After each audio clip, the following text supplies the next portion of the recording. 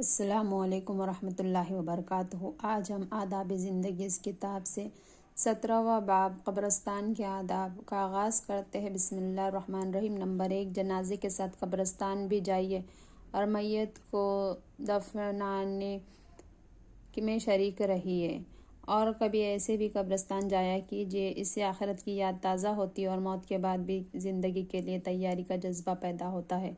نبی صلی اللہ علیہ وسلم ایک جنازے کے ساتھ قبرستان تشریف لے گئے اور وہاں ایک قبر کے کنارے بیٹھ کر آپ صلی اللہ علیہ وسلم اس قدر روئے کہ زمین تر ہو گئی۔ پھر صحابہ رضی اللہ تعالیٰ عنہ ان کو خطاب کرتے ہوئے فرمایا، بھائیو، اس دن کے لیے تیاری کرو۔ اور ایک مرتبہ قبر کے پاس بیٹھ کر آپ صلی اللہ علیہ وسلم نے فرمایا، قبر روزانہ انتہائی بھیانک آواز میں پکارتی ہے، اے آدم کی اولاد، تو مجھے بھول گئی؟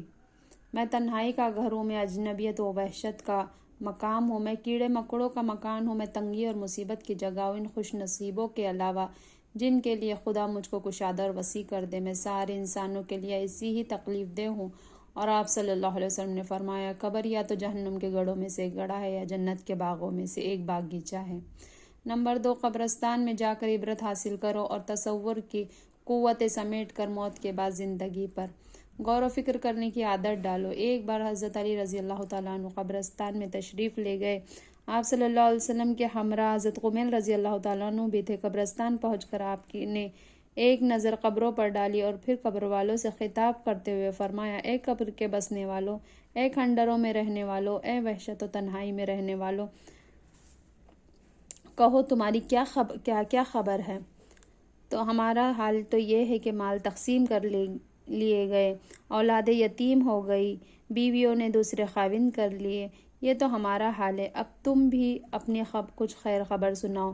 پھر اس پر کچھ دیر خاموش رہے۔ اس کے بعد حضرت قمیل رضی اللہ تعالیٰ عنہ کی طرف دیکھا اور فرمایا، قمیل، اگر ان قبر کے باشندوں کو بولنے کی اجازت ہوتی تو یہ کہتے بہترین توشہ پرہیزگاری ہے۔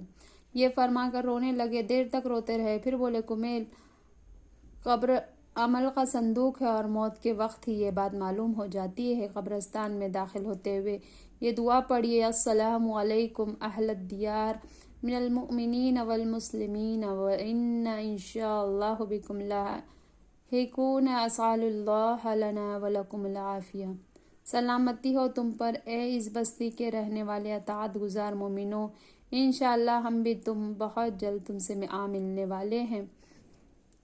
ہم پر اپنے اور تمہارے لیے خدا سے دعا کرتے ہیں کہ وہ اپنے عذاب اور غضب سے بچائے۔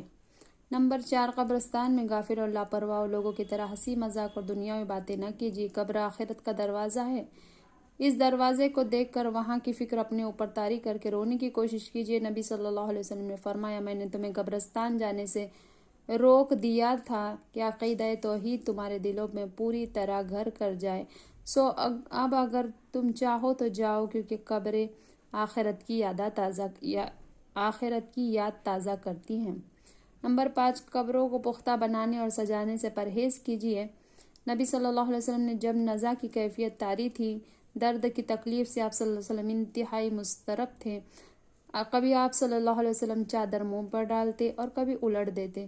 اسی غیر معمولی اضطراب میں حضرت عائشہ رضی اللہ تعالیٰ عنہا نے سنا، زبان مبارک پر یہ الفاظ تھے، یہودی اور نصارہ پر خدا کی لعنت، انہوں نے اپنے پیغمبروں کی قبروں کو عبادت گاہ بنا لیا۔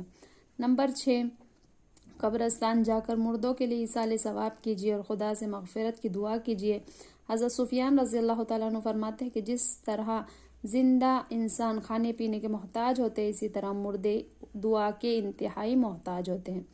طبرانی کی ایک روایت میں ہے کہ خدا جنت میں ایک نیک بندے کا مرتبہ بلند فرماتا ہے اور وہ بندہ پوچھتا ہے، پروردگار، مجھے مرتبہ کہاں سے ملا؟ خدا فرماتا ہے، تیرے لڑکے کی وجہ سے کہ وہ تیرے لیے استغفار کرتا رہا۔